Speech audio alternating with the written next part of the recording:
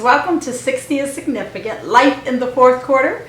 And it dawned on me that many of us in the fourth quarter have students that are matriculating either in undergraduate or in graduate school. So I thought it might be appropriate to offer up some tips to college students. And so that is the focus of today's video. Now, the college years are some of the most exciting and impactful years of a student's life. And I want each and every one of them to be successful in college. So, without further ado, let me give you a little bit of background information about why I feel compelled to discuss this issue with you. I used to be an adjunct professor at a community college as well as a historically black college and university. I also worked at two university counseling centers. One as a staff clinical psychologist at a predominantly white institution, and then my last full-time job actually was as director of the student counseling center at a historically black college and university. So I've had lots of experience both working with, teaching, and treating undergraduate and graduate students. So without further ado, let's just jump right on in. All right, the fundamental key to success is preparation, preparation, preparation. Now, a student that's segueing from high school into undergraduate school has had 12 years to contemplate what they want to do with the rest of their lives. So come to college with a major. Now, while it's true, a lot of students switch majors, but please have an identifiable major when you get here. Now, I'm old school. Now, I know we got electronic devices that do all kinds of things, but I really am an advocate for a wall planner, a big board that you can actually see the entire month of what your obligations and activities should be for that month, as well as a paper planner to go in a backpack. So I'm recommending those two things, get those. And then books and supplies. These are fundamentals that we need for college. I can't tell you the countless number of times students came to class and never purchased the book the entire semester. Now, I don't know how they anticipated passing a class, and oftentimes they did not pass my class because they were not prepared. They did not have the fundamentals. Now, this did not appear to be a financial issue and I say that based on the way that they dressed, the attention and detail that they paid to their hair, their nails, their overall body habitus, their tennis shoes. I noticed everything. That's what clinical psychologists do. So books and supplies are fundamentals for college. You must have them to be able to be successful in college. Read the syllabus. The syllabus is given to all students, and they're probably on electronic devices now, so they're not printing paper necessarily. But the syllabus is mandatory. Every professor of every class has to have one. It denotes when the class is going to meet. What are the expectations of the student throughout the school year? When are the tests? Are there any projects due? Etc., etc., etc. The student needs to review the syllabus so that they'll be fully prepared and not caught off guard about a test being due, a quiz, whether the professor is offering pop-up quizzes, etc., etc., etc. Now, you must attend class to be successful in class, all right? So, and when you're in class, ask serious questions, not the attention-seeking, showboating questions, but the questions that are serious and are apropos to the subject that's being taught in the class. Your professor will appreciate that, your peers will appreciate that, because 9 times out of 10, if you have a serious question, someone else is thinking of the same question but may have a little social anxiety about asking it in class. So ask questions. You're there to learn and to develop and to grow. Freshman year does count. Don't let anybody tell you otherwise. It is definitely computed into your final GPA. Now, why is this important? It's important for honors at graduation, because that would be lovely, right? To graduate cum laude, magna cum laude, or summa cum laude, as well as graduate school. So when you leave undergraduate school with your diploma and you want to pursue graduate studies, then those grades, the GPA, is going to be the thing that is highly weighted in terms of entry at the next level. So pay attention to all of your grades. Attend to your hygiene and your health, both your mental and your physical health. I can't stress this enough. I recommend that students dress appropriately for class. And you don't want to be mistaken for being headed somewhere else when you're actually headed to class to actually learn and get the education that you paid for. So I'll leave that at that. Green food is brain food. I cannot stress this enough. You cannot survive off ramen noodles. You cannot survive off ramen noodles. So that means you need fresh, green, leafy vegetables. You need a balanced diet.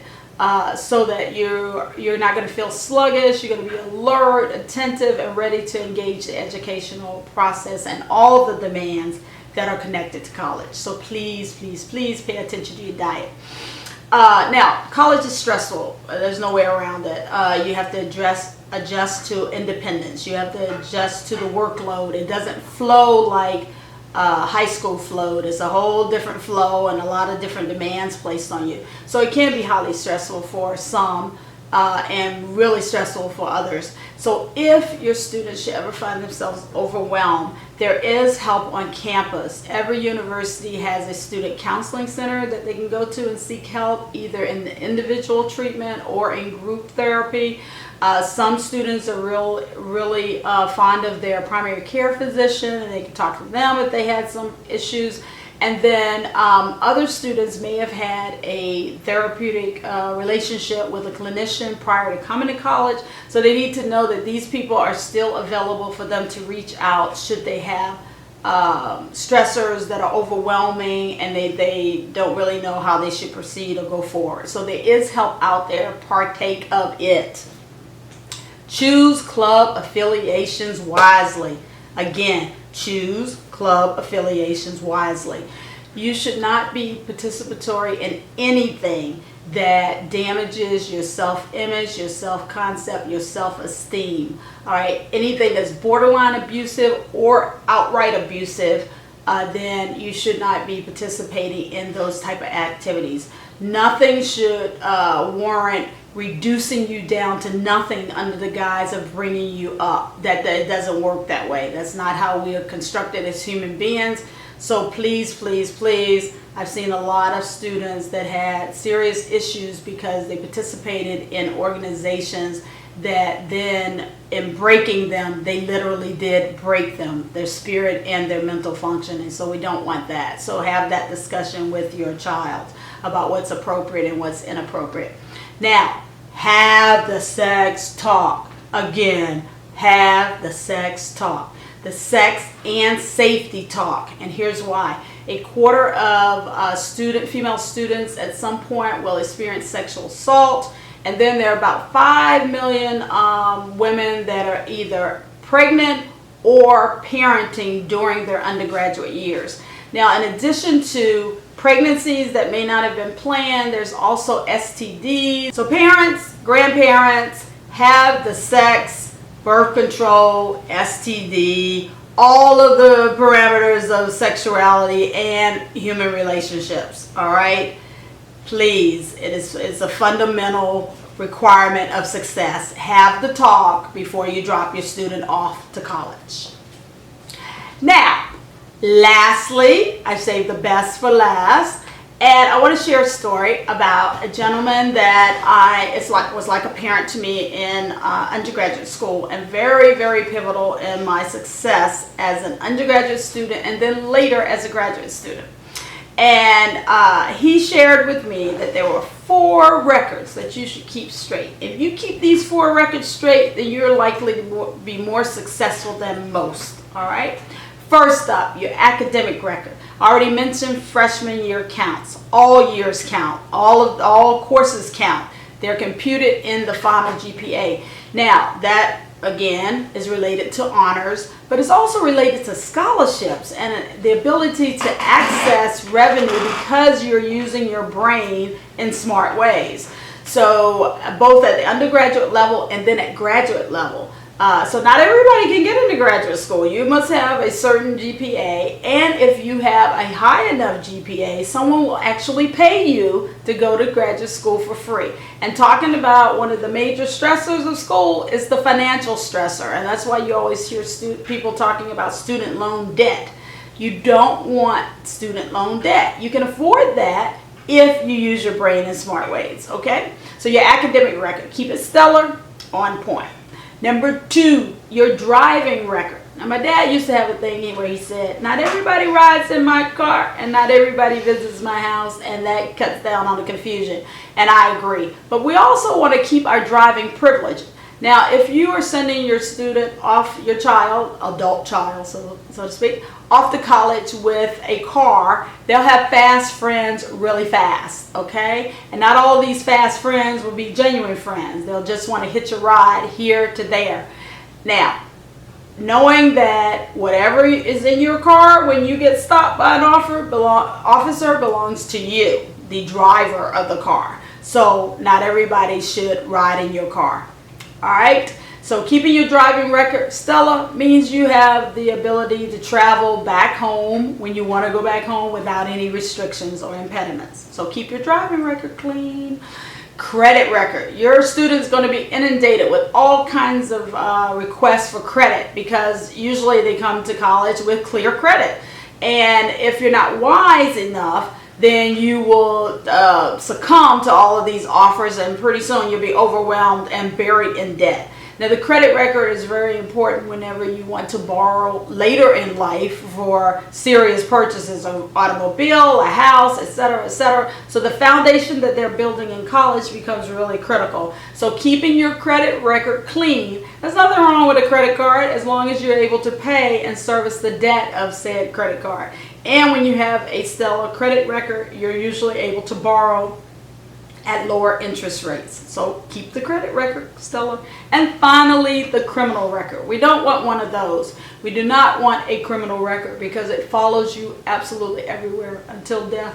So stay away from nefarious characters and people that don't have your best interest at heart, and be aware of the laws, local, city, county, state laws of the state that you're residing in for your undergraduate or graduate pursuits, because they may be different from your home state. So if you're living in the state, you're supposed to be aware of what the rules and regulations are for that state.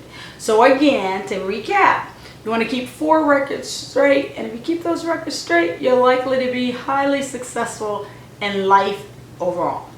And here's a bonus message, because I recognize that 60 is significant, and a lot of times as 60 plus people, we decide to go back to college. So maybe we didn't finish college early in life, life happens, and now you want to go back to college to finish an undergraduate degree, or you're pursuing your master's degree, or even your PhD degree. So I wanted to share some things with you about how life has changed since the last time you were there.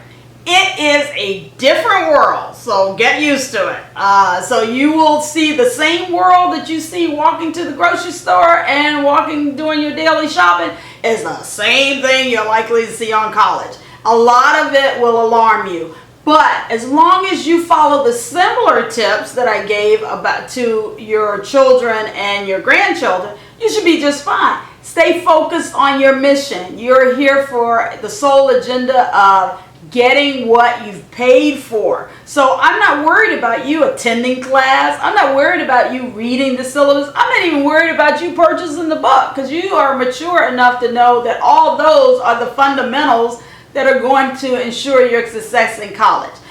But when you have to sit in class with students that are much younger than yourself, you're going to have to do that quiet finesse some of the times of working in groups with people that are ill-prepared, recognizing you could sometimes have to carry the group a little bit more than you anticipate having to carry. But I am certain that you will be able to handle it, because 60 is significant, and life in the 4th quarter is the best quarter of them all.